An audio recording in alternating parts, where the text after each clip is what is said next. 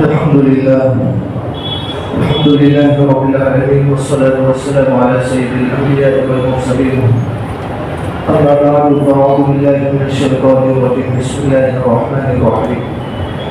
اقرأ باسم ربك الذي خلق خلق الإنسان من علق اقرأ وربك الأكرم الذي علم بالقلم علم الإنسان ما لم يعلم. وقال عليه الصلاة والسلام: الرجل راع على أهل بيته وهو مسؤول عن رعيته. وقال الله تبارك وتعالى في مقام آخر: خلق الإنسان علمه البيان. صدق الله العظيم. قابل احترام بزرگوں، آج کا عنوان ہے دینی تعلیم اور مکاتب. دینی تعلیم جو ہے یہ ہماری بنیادی ضرورت ہے. اس کو حاصل کے بغیر ہم اسلامی طریقے کے مطابق زندگی نہیں گزار سکتے ہیں، کیونکہ ہماری روحانی زندگی یہ نیک عمل پر قائم ہے، نیک عمل پر باقی ہے، اور بغیر علم دین کے نیک عمل، اچھے اعمال کا ہونا یہ ناممکن ہے.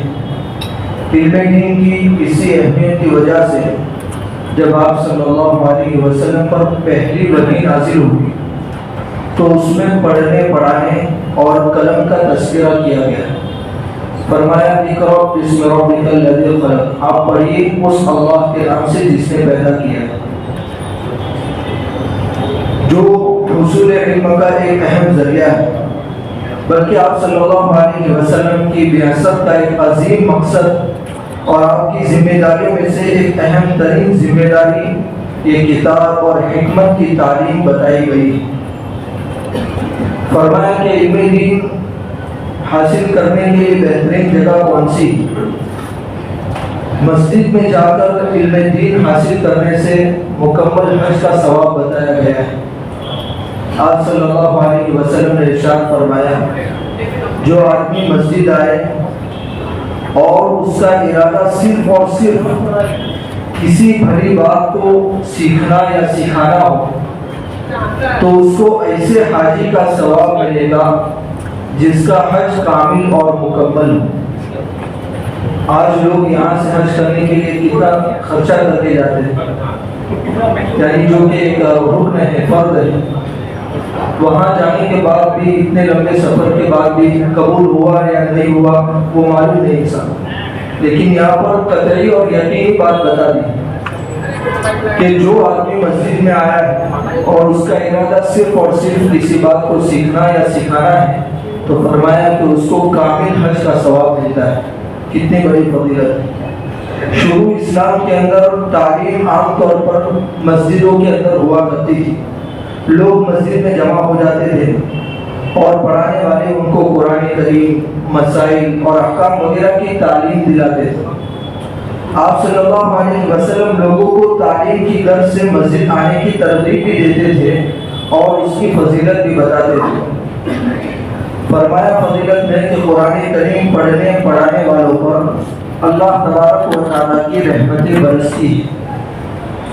رسول اللہ صلی اللہ علیہ وسلم نے ارشاد فرمایا جس کا مفہوم ہے کہ جو لوگ بھی اللہ تعالیٰ کے گھروں میں سے کسی گھر میں جمع ہو کر قرآن کی تلاوت کرتے ہیں اور اس کا دور کرتے ہیں، قرآن کو پڑھتے ہیں، تو ان پر سکینہ نازل ہوتی، یعنی اس کو ایک سکون محسوس ہوتا ہے اور اللہ تبارک و تعالیٰ کی رحمت جو ہے ان کو ڈھانپ لیتی اور فرشتے ان کو گھیر لیتے ہیں اور اللہ تبارک و تعالیٰ فرشتوں کی مجلس میں ان کا تذکرہ کرتے ہیں کہ دیکھو میرا فلاں بندہ فلاں جگہ پر بیٹھ کر میری تلاوت کر رہا ہے، قرآن پاک کی تلاوت کر رہا ہے. یہ فرشتوں کے سامنے اللہ تبارک و تعالیٰ اس کا تذکرہ کرتے ہیں.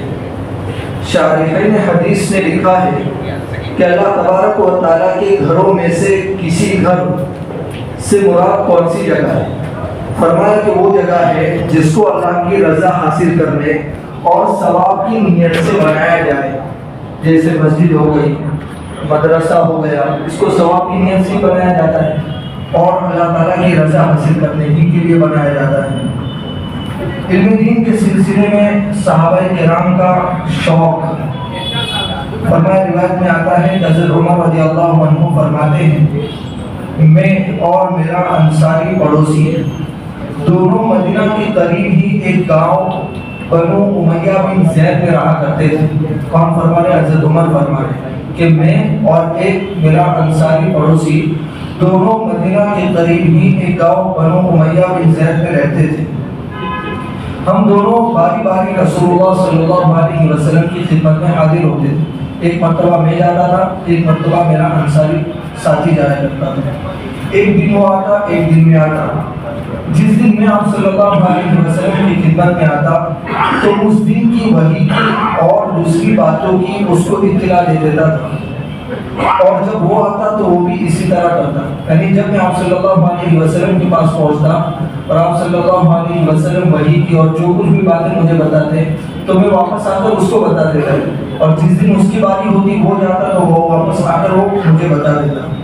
اس روایت سے پتہ چلتا ہے کہ حضور صلی اللہ علیہ وسلم نے دینی تعلیم حاصل کرنے کی ایسی فضا اور ایسا ماحول بنایا تھا کہ ہر شخص اس کو حاصل کرنے کی دھن میں لگا رہتا تھا. کسی کو بھی یہ پسند نہ تھا, کسی کو بھی یہ گوارا نہ تھا کہ وہ آپ صلی اللہ علیہ وسلم کی مجلس کے اندر غیر حاضر رہے.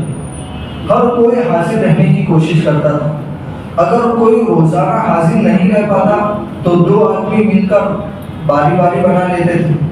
اس طرح کے اور بھی بہت سارے صحابہ کے اندر واقعات ہیں جن سے علم دین حاصل کرنے کے تعلق سے حضرات صحابہ کرام رضی اللہ عنہم کے بے انتہا اہتمام اور فکر کا پتہ لگتا ہے.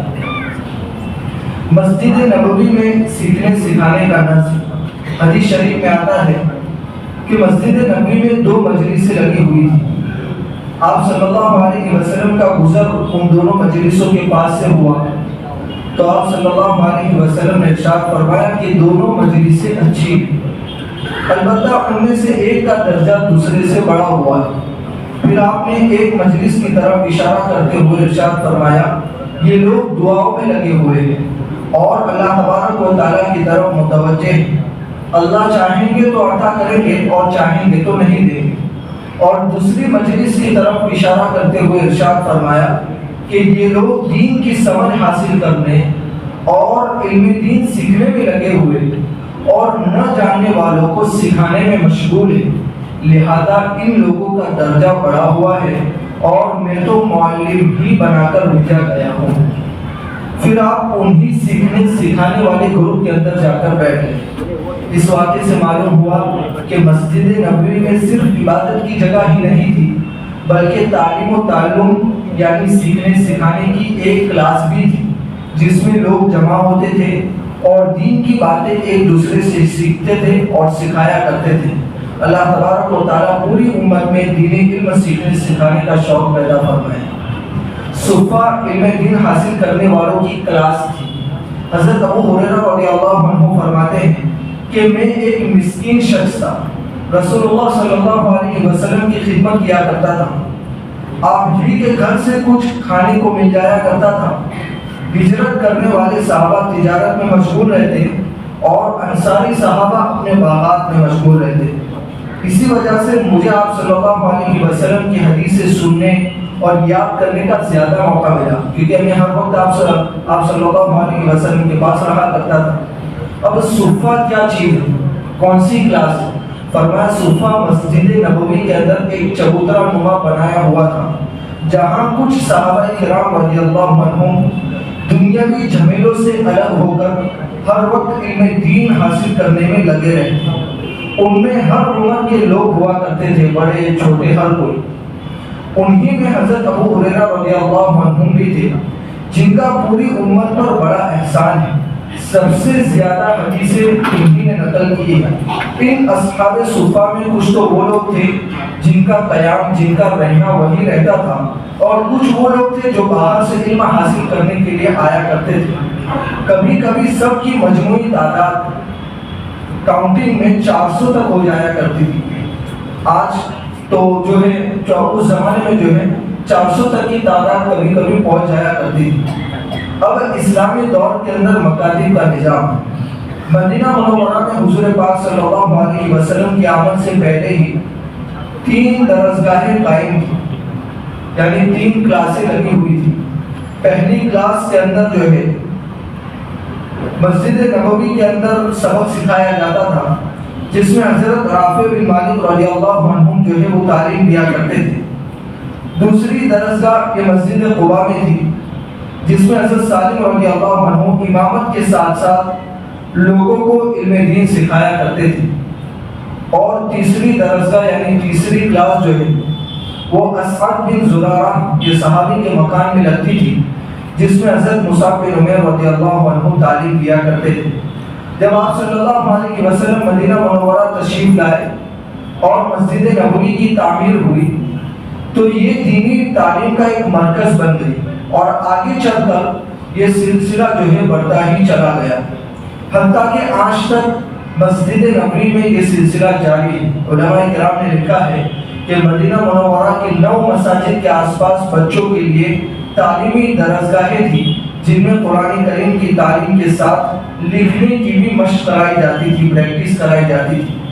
علامہ ابن حزم رحمۃ اللہ علیہ نے لکھا ہے کہ رسول اللہ صلی اللہ علیہ وسلم اس دنیا سے چلے گئے اور پورے عرب میں اسلام پھیل گیا۔